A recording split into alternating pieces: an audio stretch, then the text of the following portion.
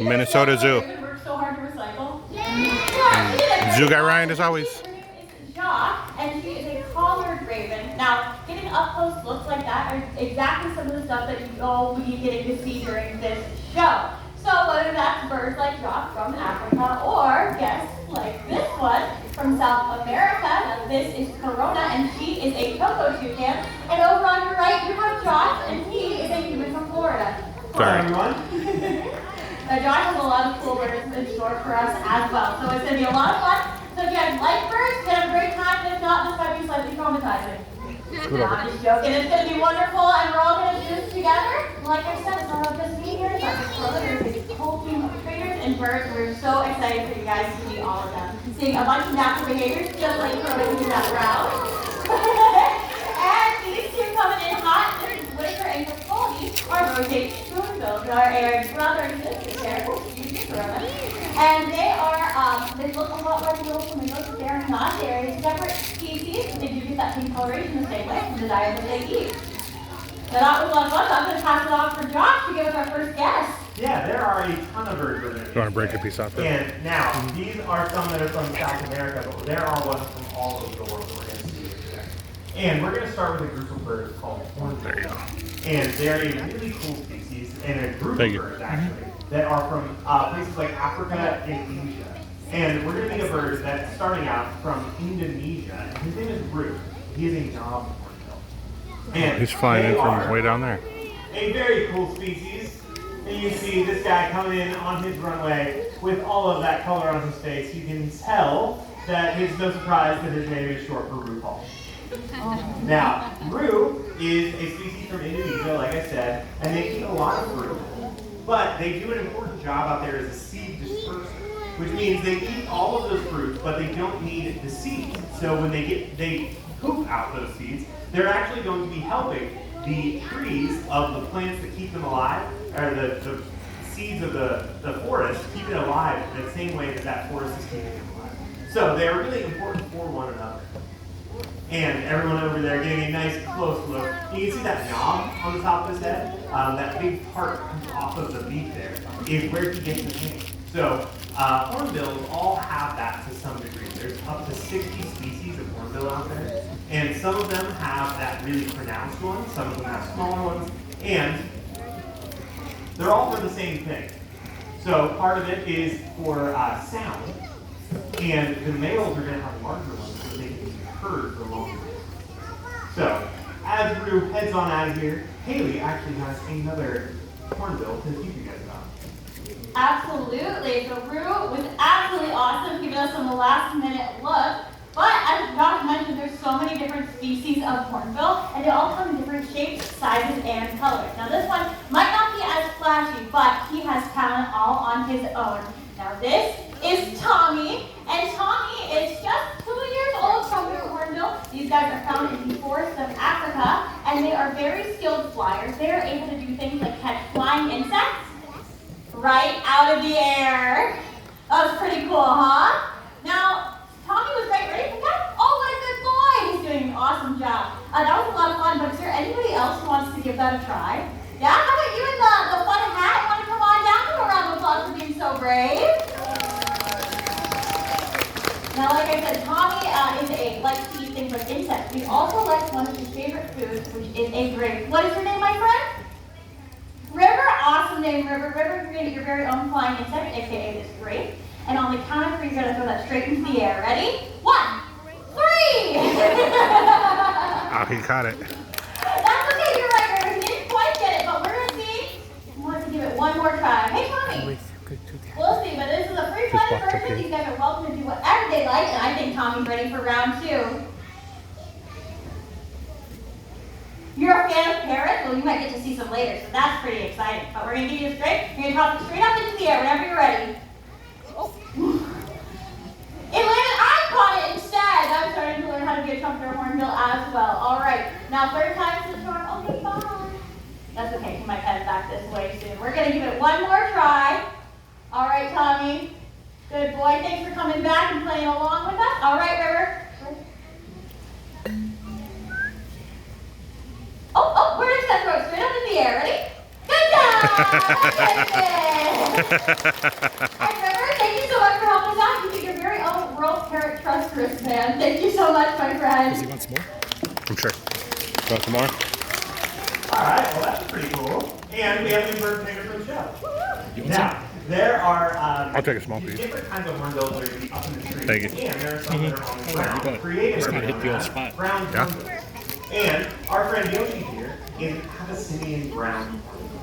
And they are a species you can find in Africa walking on those big dinosaur legs, just like this guy here. And they're walking up to 7 miles a day, pretty much at that speed. So they go really long distances looking for food, and they're foraging for different things, and maybe they come across something like an ostrich egg, and they use that big beak to get right in there and get over it. I thought that was a real And egg. they use that beak for all different kinds of things. So they use it like a pickaxe or like a hammer, but they can also use it like chopsticks. So, but even though they are primarily found on the ground, they can still fly. And Yoshi making a decision there to find a tiny piece of something. My friend, we're going to give him as much space as he needs. There we go. Yoshi, what do you think? There we go, bud. All right, so they are a foraging species, so you can see that he is looking around for all different kinds of goodies that he can find. But with those white wingtips, you can actually see they have a pretty large wingspan as well. And as Yoshi heads on out of here, maybe to get some Fritos in the back, they are a species that is super cool to see. They use that beak for digging too, so they eat a lot of like insects and different kinds of stuff that they find deep in the dirt too, which is pretty cool too. And there goes Yoshi, the Abyssinian ground hornbill. And everyone got a nice close look there at him on the way around. Now, Josh, you mentioned how Yoshi get is one a over really there. good forager, and I think there's a different way that we can show off some of these other birds' foraging strategies. So, you got a little competition? All right, I think we are going to do a little competition between one of our birds and one of you. So do I have any brave volunteers who wants to help us out? How about you put the sunglasses and again, like put the 34 on your hat? Yeah, come on down. Awesome. Give him a round of applause. He is so brave. He doesn't quite know what he's up against. He's just having a good time. You know that much. What is your name, my friend?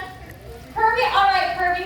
Kirby, you are going to be in a fishing competition. This is going to be your battle station right here. And to be against a bird who has a nice long bill that looks a lot like these chopsticks. So, the goal for you will be to remove all the fish out of your fish tank and put them in the bowl before our bird is able to remove all the fish out of his fish tank. Now, he has been working on this his entire life, so we're going to give you about 10 seconds to go ahead and practice.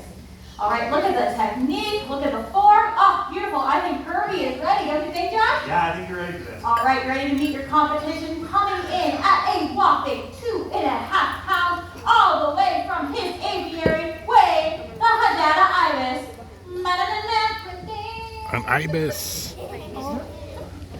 Making a dramatic entrance. He might still be, there he is. He was decided to make up a little bit extra, and that's okay. Look how beautiful he is. It was well worth it. All right, Wayne is ready. Kirby is ready. 3, 2, 1, fish. All right, it's already starting off to be a nice team competition. All right, let's hear it for him, folks. Absolutely, let's cheer him on. Very nice. Oh, it is second. Yes, but Kirby's got the strategy down. Oh my goodness, it's a real nail biter. Look at that. It is so close, and Kirby wins. That was an awesome competition, Kirby. That was awesome. Thank you so much for your help. And you know what? Also for helping us out, you get your very own World Parrot Trust wristband. Thank you so much, my friend. Wayne is headed back to his aviary to practice a little bit more. Maybe stretch out his wings and see how he's feeling for his next go around. But he is a Hadada Ibis. You can see that he did a really great job probing and fishing out of those tanks there. But there's birds that have a lot of different other hunting strategies, including some that use their eyes to hunt. So these are mostly our things like raptors. And so to show this off, we have this airplane remote, which is really cool. But Josh, do you know what happened to the plane this came with? Yeah, I laked that. You laked it? Yeah, I crashed into the lake. Okay, that makes sense. Now, but it's okay, Josh, because we reduce, reuse, and recycle, and repurpose this guy to the 4 free grass planters behind us. So the thought is that our bird will be sitting right up top where our friend Laurel is, and be looking for the slightest movement of this remote-controlled grass to tell it where its next meal is. Now, we have these 3 planters, but we need to figure out how to choose which one we're going to plant the mouse in to test our hawk's eyesight. So we could do this really diplomatically, but I think I like chaos. So we have planters A, B, and C. Shout out which one you want us to plant the mouse in. C. Oh, she was nice and firm. All right, I like that. We're going to hide our little piece of mouse, some pieces, if you will, right here at the base of this piece of grass. We're seeing if that's wiggling. Oh yeah, we got some good suspicious shrub activity happening. And I'm going to pass it over to Josh. All right, we are going to meet Bowie, and he is a parasite. He's making his rounds right around here. Let's see if he wants to join Laurel up there at the top and use that eyesight to see that shrub in action.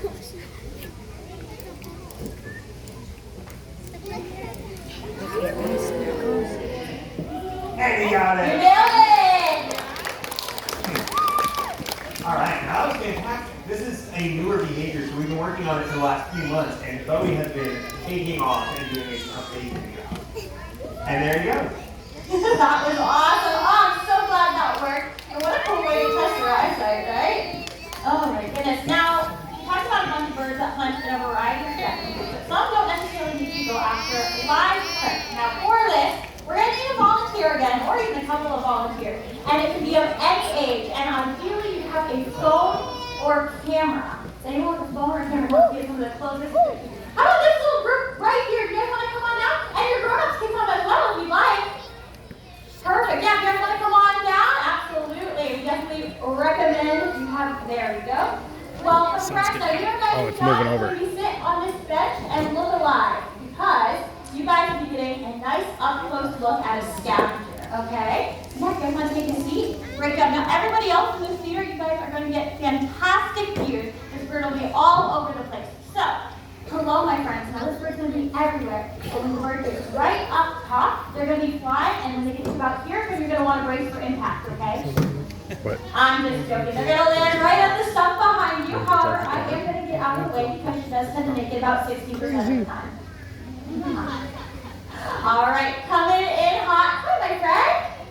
It's the cutest little vulture. This is a Buster, the hooded vulture.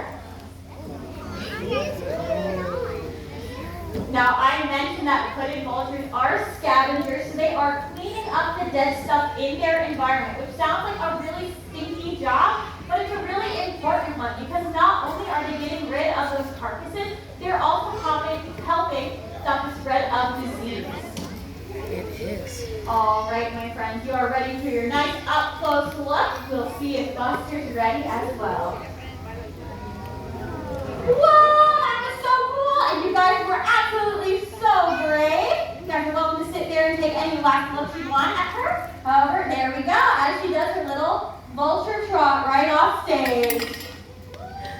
Right, yeah, Buster did great. And thank you for being so brave to be your very own World Parrot Trust wristband. Thank you so much for helping us out. Now, scavengers are fun, and they come in all shapes and sizes. Now, you guys know what kind of scavengers you have around here? Does anyone know? Shout it out. Turkey vultures, I heard it exactly. They are just as important in cleaning up these ecosystems. Yeah, thank you for that, Haley. There are a ton of scavengers out there. And they don't just come in those sizes of these vultures and things like that. But in just a second, we're going to meet a type of bird that is cleaning up those big game animals that are out there in the Ready for Jack? And we are ready for Jack. He is a marabou stork, so he's going to be cleaning up those animals that you might find in the grasslands or savannas of Africa. And he is a fantastic bird, and he is one of the largest flighted birds in the entire world. Now, Jefferson, like I said, is a marabou stork, and they have no feathers on top of their heads, so they can get inside of carcasses and big animals, because if you constantly have messy feathers, why have them at all? So, he is such a cool bird. With that 11-foot wingspan, he's magnificent here. That big old beak, which is just super impressive. Great job, Jefferson. And as he heads out of here one more time, everybody gets a really good look at Jefferson. Super cool. Now that is a really cool bird to see out there.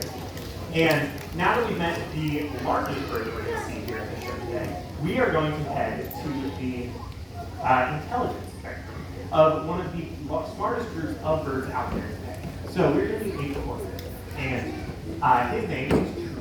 And a corvid is a type of like a raven, a crow, a magpie, a jay, a rook. There's a ton of different ones that are out there, and they are super cool to see. Now, they as Truly decides to join us here, you might notice that he looks kind of similar to the ones you might see here in the United States as the American crow.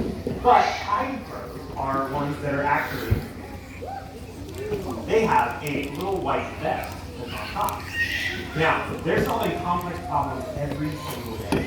And to show that off, so I have an adult out there who maybe has $1 bill he wants that. My friend in the red, you want to stand on up for me? And with that dollar, be my tree here. If you will hold your arms straight out just like that, we'll see it Truly. Let's come out there and say hi. All right, good job, Truly. And, whoa, very fast. All right, please. Thank you very much. All right. So, to show just how smart I need a bird we like are, we're that. gonna pick you up there. I'm just kidding. My friend, if you want to take another stand on up there, Truly's going to bring this back when he decides to. What do you think, Truly? We have a friend out there who likes to receive his money back. There we go. Thank you so much for that. Super cool. We're not using that behavior to steal money from people. We're actually doing it for much more important stuff. So coming on out here is Claudette with our conservation donation. And over the summer, we've actually been raising money with that donation box for the last, wow, peanuts, a whole peanuts. That is awesome. There are foraging species out there. They do a lot of different jobs out there, making sure that things are taken care of out there in the environment. And Truly, I have a little thing to trade here for you if you'd like. No, you can eat whole peanut. All right, cool. So this is the species out there that's foraging a lot for their food. And Truly is making a really smart decision by going to where all the food is in our big bag. So this is something that is being raised all summer long. And we're going to be able to send at the end of the summer money off to conservation projects all around to help animals that are extinct. And all of that money there has been raised by you over the last 2 months during our show. And at the end of the show, we are going to have Kia out here helping us out. And if you have any of those dollar donations, you'll be able to put them right in the box there, and that bird will help you out. But do you have anybody out there right now, maybe another adult who has a dollar bill that would like to help us out? My friend in the white, you want to stand on up for me? Very good job, Truly. You're doing amazing. Now, if you want to be my tree one more time. Watch. Watch. You're going to do a trick. And this time, instead of going to me, this goes to conservation. Alright. And Truly actually has a gift here for you. If you want to stand up one more time, this is a World Parrot Trump wristband. Just for you. Checking the scene. There we go. And that's for you. Great job. Great job. Thank you so much. And great job, Truly. Fantastic work. That is a smart bird. There are a lot of birds out there that need our help. And with that donation, You want to put $1 in the box? has been helping those birds. Okay. And one of our favorite birds here at the show is the blue-throated macaw. So if you look on either side of the stage, you can see Piper. Piper's a blue-throated macaw, which is one of the rarest macaw species left in the entire world.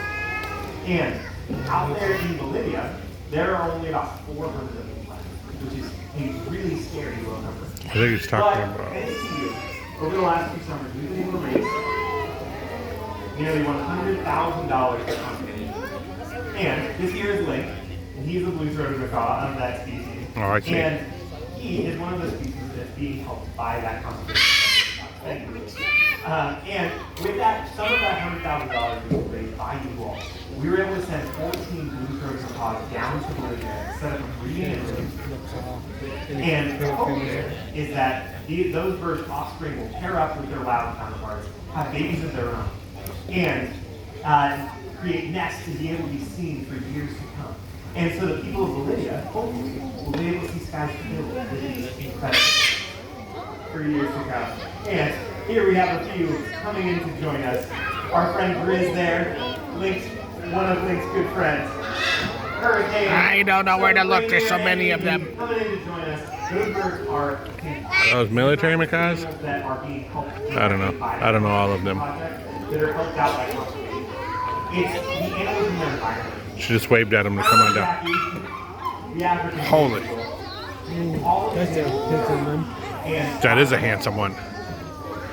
so as we end the show, I encourage you all to find those animals, those places, and those things that you love and protect them. Because we can't make it here all alone. It's up to us to make sure this world sticks around, not just for us, but for our children to come.